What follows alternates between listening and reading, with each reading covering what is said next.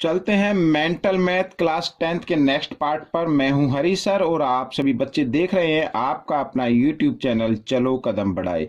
तो यहाँ पर नेक्स्ट पार्ट क्या कहता है आइए देख लेते हैं और जल्दी से उसको सोल्व कर लेते हैं।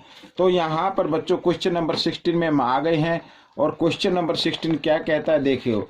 यहाँ पर ये कहता है form a quadratic equation whose one root is. यहाँ पर हमें क्या करना है, क्वाड्रेटिक इक्वेशन हमें बनानी है और जिसका वन रूट गिवन है। तो वन रूट तो यहाँ पर ये है, तो सेकंड रूट क्या होगा मैं आपको बताता हूँ। सेकंड रूट होगा इसका बच्चों, इसमें माइनस का साइन लगा देंगे तो 2 माइनस रूट 7 ये सेकंड रूट हो जाएगा। तो हमें क्वाड्रेटिक इक्वेशन बनानी है तो सबसे पहले सम ऑफ रूट ये आता है, सम ऑफ रूट। अगर क्वाड्रेटिक इक्वेशन बनानी हो तो सम ऑफ रूट लिखना होगा आपको, और रूट ये है तो इन दोनों को क्या कर देना, सम कर देना है इस तरीके से। ये मैंने प्लस का साइन लगा दिया है और 2 माइनस रूट 7। अब यहाँ देखो माइनस रूट 7 प्लस रूट 7 ये तो कैंसिल हो गए, 2 और 2 यहाँ पर रह गया 4। ठीक है, सम ऑफ रूट आ गया 4 यहाँ पर। अब प्रोडक्ट ऑफ रूट भी हमें चाहिए तो वो भी निकाल लेते हैं, प्रोडक्ट ऑफ रूट्स। तो प्रोडक्ट ऑफ रूट या अब देखो यहाँ पर ये a plus b a minus b, सिर्फ साइन ही चेंज है और बाकी तो दोनों नंबर सेम है। तो a plus b a minus b होता है a square minus b square इस तरीके से। तो 2 का स्क्वेयर होता है 4 और रूट 7 को जब 2 टाइम्स मल्टीप्लाई करेंगे तो 7 आ जाएगा। और माइनस प्लस माइनस होते हैं तो बड़े नंबर के सामने, बिग नंबर के सामने जो माइनस का साइन है वो साइन आएगा और 7 में से 4 माइनस कर देना 3 आ जाएगा। ठीक है, तो ये आ गया। अब बच्चों यहाँ पर मैं आपको बताता हूँ ये जो 4 है ये इक्वल होगा माइनस बी बाई ए के, और ये माइनस 3 जो इक्वल है ये इक्वल होगा सी बाई ए के। तो हमारी जो क्वाड्रेटिक इक्वेशन होती है वो ये होती है ए एक्स स्क्वेयर और प्लस बी एक्स और प्लस सी। यहाँ पर तो ए तो कुछ नहीं है, 1 लगा लीजिए, तो 1 लगाने की जरूरत नहीं है, तो एक्स स्क्वेयर। और यहाँ पर b जो आ रहा है वो माइनस का आ रहा है बच्चों, यहाँ पर तो माइनस 4x, और c भी माइनस का है तो इसे माइनस c की जगह c की वैल्यू को रख देंगे तो ये आपकी क्वाड्रेटिक इक्वेशन हो गई। ठीक है, तो इस तरीके से ये क्वेश्चन हो गया। आइए देखो नेक्स्ट क्वेश्चन करते हैं। ये भी बहुत ही इजी क्वेश्चन है, इस टाइप के क्वेश्चन काफी कंपटीशन में आते हैं। तो आपको करना क्या है बच्चों, आपको सिर्फ आंसर लिखना है। तो यहाँ पर हम देख रहे हैं 6 root 6 plus root 6 plus root 6, यानी रूट के नीचे रूट आ रहा है और प्लस का साइन है। तो आपको क्या करना है, 6 के आपको फैक्टर करने हैं आपको बच्चों, और फैक्टर इस तरीके से होने चाहिए कि उनका जो डिफरेंस है ना, फैक्टर का जो डिफरेंस आए वो 1 आए। ठीक है, अब यहाँ पर अगर हम करें 3 और 2 तो देखो इन दोनों को मल्टीप्लाई करें, 3 2 जा 6 और इनका डिफरेंस क्या होगा, 3 में से 2 माइनस कर दो तो 1 आता है। तो आपको इसी तरीके के फैक्टर करने हैं कि उनका डिफरेंस क्या आ जाए, 1 आए। ठीक है, तभी आप इसको सोल्व कर पाएंगे।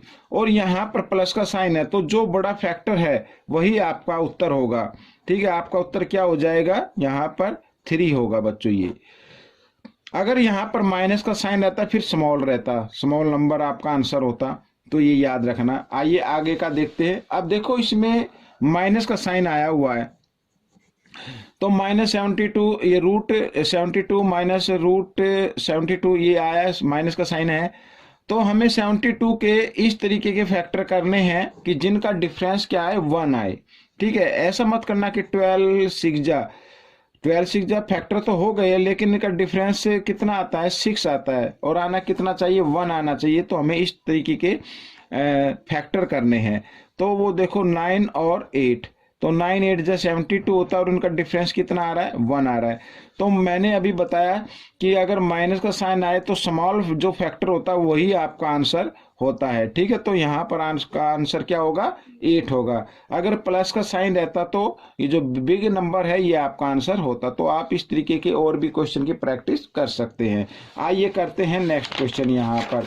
तो क्वेश्चन नंबर 19 पर हम आ गए हैं और क्वेश्चन नंबर 19 भी बड़ा इजी है, कोई ज़्यादा मुश्किल तो नहीं है ये। मैं इसको थोड़ा सा जूम आउट कर लेता हूँ, बस इतना ठीक है। अब देखो बच्चों यहाँ पर मैं आपको दिखाता हूँ। तो if alpha and beta are roots of the equation, alpha और बीटा इसके रूट है, ठीक है। यहाँ पर ये इक्वेशन गिवन है x square minus 3x plus 2, तो हमें इक्वल 0, तो हमें वैल्यू फाइंड आउट करनी है 1 by alpha plus 1 by beta.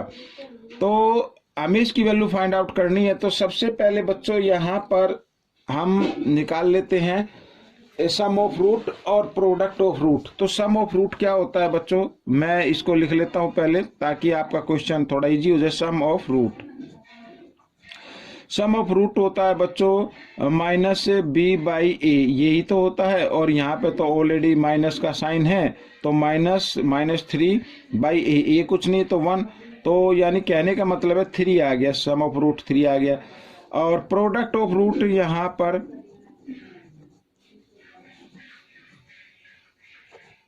Product of root C by A, ठीक है, इस तरीके से। तो सी यहाँ पर है बच्चों 2, तो 2 बाई ए क्या है 1 है, तो यानी कि ये 2 आ गया, ठीक है, इस तरीके से। अब हम इस क्वेश्चन को सोल्व कर सकते हैं। यहाँ पर ये सम है और ये प्रोडक्ट है। आइए देखो 1 बाई अल्फा और 1 बाई ये बीटा, तो सबसे पहले आपको क्या करना है, दोनों का एलसीएम लेना है और साथ ही क्रॉस मल्टीप्लाई कर देना है, यानी यहाँ पर आ जाएगा बी, या प्लस में देखो आगे पीछे हो सकता, कोई दिक्कत नहीं है, और यहाँ पर ये ए, ठीक है ना, ये बी बीटा हो गया, ये अल्फा हो गया, और दोनों को मल्टीप्लाई किया तो ये आ गया, ठीक है, इस तरीके से। अब ए प्लस बी या बी प्लस ए दोनों सेम थिंग है, तो यानी ये सम हो गया, और सम हो गया, सम कितना है बच्चों 3 है, और ए बी ये प्रोडक्ट है, प्रोडक्ट कितना 2 है, तो ये आपका आंसर आ गया बच्चों, इस तरीके से, ठीक है। आइए आगे करते हैं। तो आगे है अल्फा बाई बीटा और प्लस बीटा बाई अल्फा, ठीक है, इस तरीके से। अब यहाँ पर फिर वही करना है, दोनों का एलसीएम लिया तो नीचे आ जाएगा अल्फा बीटा प्रोडक्ट की फॉर्म में, और यहाँ पर ए स्क्वेयर यानी alpha square plus beta square, ये आ गया। बी को बी से किया और ए को ए से किया, अल्फा को अल्फा से किया, बीटा को बीटा से किया, तो ए भी मान लीजिए। अब बच्चों यहाँ पर ये आ गया, ठीक है, और ये इक्वल होता है बच्चों, मैं आपको बताऊं तो अल्फा यानी ए प्लस बी स्क्वेयर और माइनस 2 इसके इक्वल होता है, और नीचे ए बी ही रहेगा। अब आप कहेंगे सर ये इक्वल कैसे होता है, मैं आपको थोड़ा सा इधर बता देता हूँ, इधर ये हम अपना आंसर निकाल लेंगे। तो देखो अगर a प्लस बी स्क्वेयर होता है तो ठीक है, ये यहाँ पर तो ये इक्वल होता है A square plus B square plus 2ab, ठीक है। ये सॉरी यहाँ पर अल्फा बीटा भी लिखना था हमें, ये इस तरीके से, ठीक है, ये ए बी ये रह गया था। अब बच्चों हमें तो ये वैल्यू निकालनी है ना, इसकी वैल्यू, तो इस 2ab को हम इक्वल के साइन से इधर ले आते हैं तो माइनस का हो जाएगा, यानी कि ये इस तरीके से हो जाएगा, ये देखो यहाँ पर माइनस 2ab इस तरीके से हो जाएगा, और यहाँ पर ए स्क्वेयर प्लस बी स्क्वेयर। तो हमने ये ए स्क्वेयर प्लस बी स्क्वेयर ये जो यहाँ पर लिखा हुआ है ये इक्वल होता है जो मैंने यहाँ पर लिख दिया है, ठीक है, ए बी के नीचे। अब देखो a प्लस बी यानी सम है ये, तो सम क्या है 3, तो यहाँ पर लिखना है 3 स्क्वेयर और माइनस 2ab यानी प्रोडक्ट है, प्रोडक्ट कितना आता है 2 आ रहा है यहाँ पर, और ए बी क्या है 2, यहाँ पर इस तरीके से लिख सकते हैं। तो 3 का स्क्वायर होता है बच्चों 9, और 2 2 जा 4 बाई 2, और 9 में से 4 माइनस करेंगे तो मैं इधर लिख देता हूँ बच्चों 9 में से 4 माइनस, ये 9 में से 4 माइनस करेंगे तो आता है 5 और बाई 2, ये आपका आंसर हो गया बच्चों इस तरीके से, ठीक है। आइए करते हैं इस पार्ट का लास्ट क्वेश्चन। अब देखो क्या कहता है, if one root is negative of the other then what is the coefficient of the middle term.